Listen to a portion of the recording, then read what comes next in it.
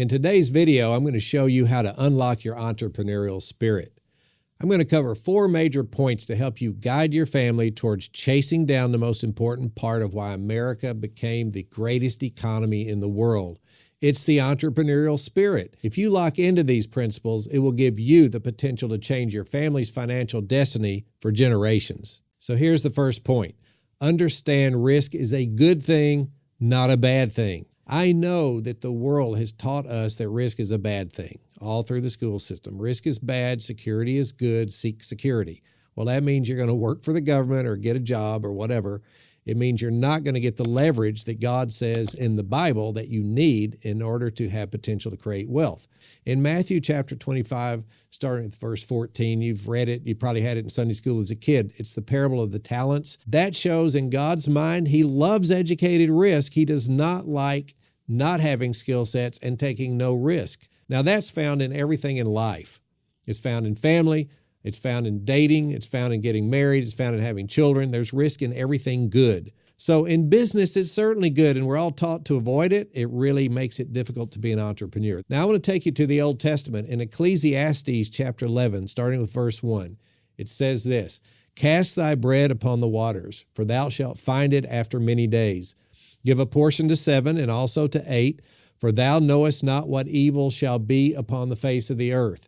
This is talking about diversification of assets. If you really look into it and you understand the Hebrew mind, it's saying, look, don't put all your eggs in one basket.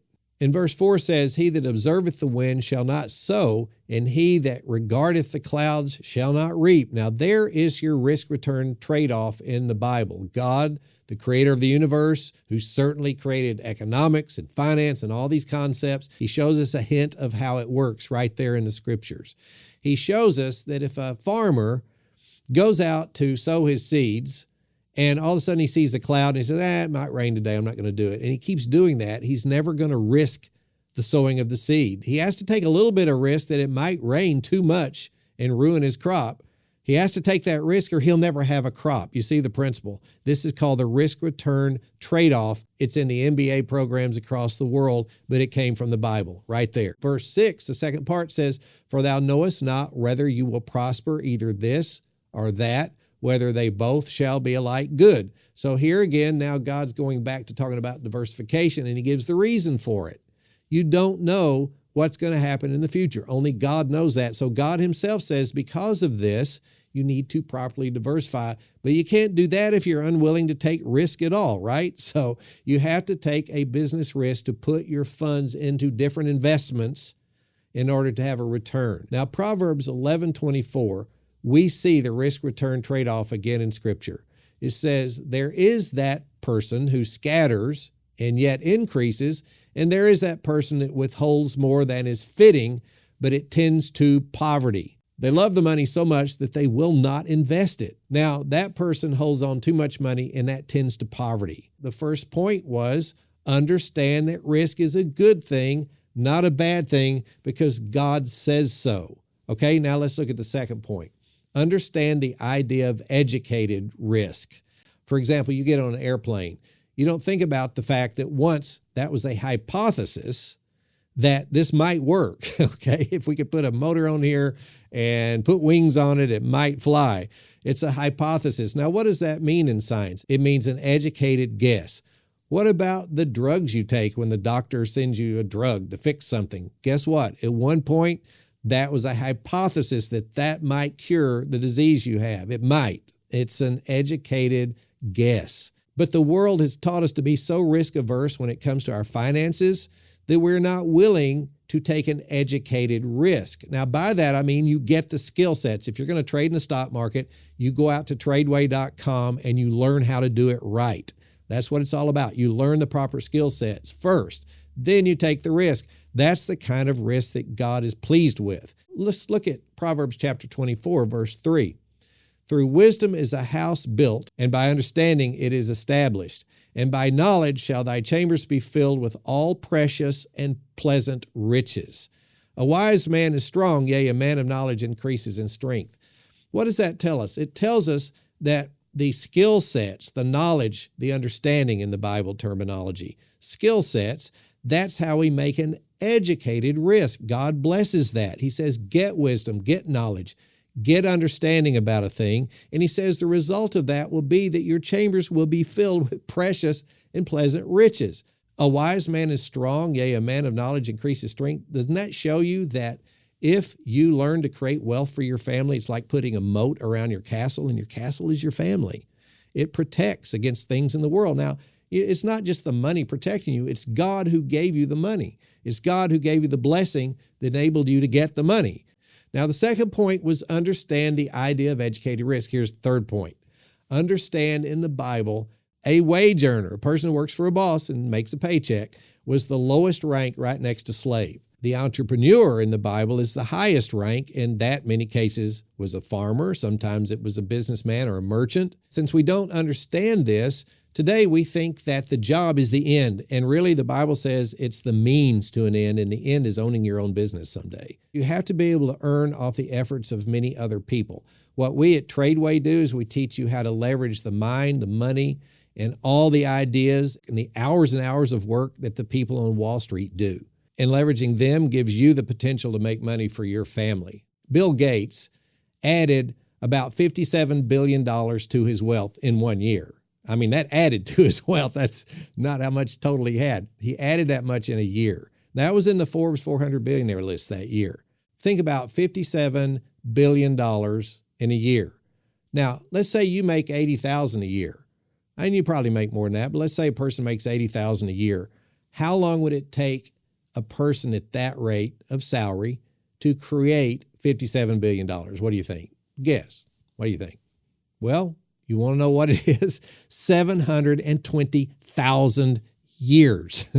More than 500,000 years to earn the wealth he made in 1 year. Now, how did he do it? He's got the same number of hours in a day as you do. You're earning on about 8 hours a day, right? 8 hours of work a day, and that's it. He's earning 8 hours a day times 100,000 people that work for him or more. I don't know how many, but think about it. He earns a little bit of profit off of hundreds of thousands of people that work for him every 8 hours of every day, and he makes all that money, not just what he can make. Understand in the Bible that the wage earner was the lowest rank next to the slave. The entrepreneur was the key person, and that entrepreneur has the advantage of leverage. If you work for a paycheck, you don't have that advantage. I'm not saying a job is bad, but it's the means to an end. It's not the end. Okay, here's the fourth and final point. Understand whose business it really is when you own a business. Understand whose money it really is when you have money. It's God's. Okay, now this really helps if you feel you have a low risk tolerance and you want to build an entrepreneurial spirit because you weren't born with one. This will help you be able to embrace educated risk when you understand it's not your business, it's God's. He's going to be in it with you. He loves doing things with his children. So it's a family business with you and God. God your Father, and you're his child, and you're working together. And when you understand that concept, you're not on your own. You've got God there working with you every day. It takes away a lot of the fear of risk because it's not risk with God. And he led you to start this thing, right? 1 Corinthians chapter 3, verse 9 kind of shows this in the scripture. For we are laborers together with God. You're God's husbandry. You're God's building. This is talking about every individual human being that knows the Lord and walks with him. We're laborers together with God in whatever he has you doing. If you can't do it with God, just don't do it. If you can't do this business with Jesus, just don't do it. Because really, you should be doing it together with him and actually realize it's his business. It's not yours. And he's the one that brought you into it. It's a little prefix soon in the scripture, and it means together with whatever the next word is. So that's what it means. Together with Christ, together with God, we are laboring. See, that's the Bible way. I was fortunate to be brought up in a family business. So when I got saved, started studying the Bible, and especially called to preach and started studying theology, I saw the idea of the family business everywhere in Scripture and all these financial principles. So why does this idea of the family business work so well? It's because there's an ancient prototype of it. What is it? It is the Father and his Son, Jesus, the only begotten Son of God. In John chapter 5, verse 19, it says, Then answered Jesus and said unto them, Verily, verily, I say unto you, the Son can do nothing of himself, but what he sees the Father do, That's what he does, right? For what things soever the Father does, these also doeth the Son likewise. For the Father loves the Son, and shows him all things that himself doeth. And he will show him greater works than these, that you may marvel. For as the Father raised up the dead, and quickens them, brings them to life, even so the Son quickeneth whom he will. So here we see God the Father sharing in his family business with his Son, and this was the business of salvation, right?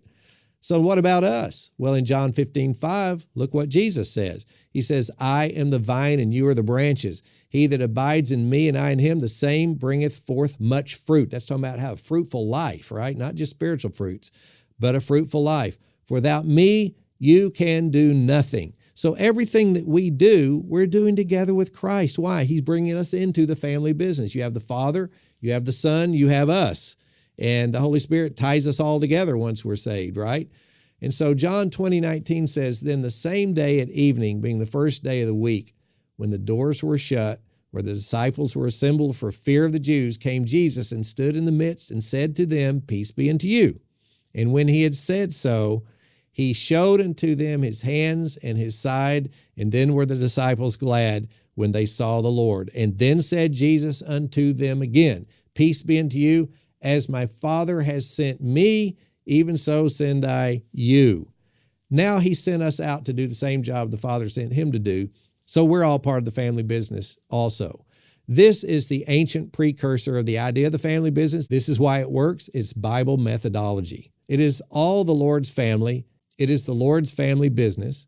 We get to work together with him and each other every single day. In our family, we don't trade our time for another man's money. We leverage the people on Wall Street, and you can leverage their time, their minds, and their money as well. We're going to show you how at TRADEway. Hey, we're out of time today, but if you're really loving this stuff, check out the links in the description below. We'll see you next time.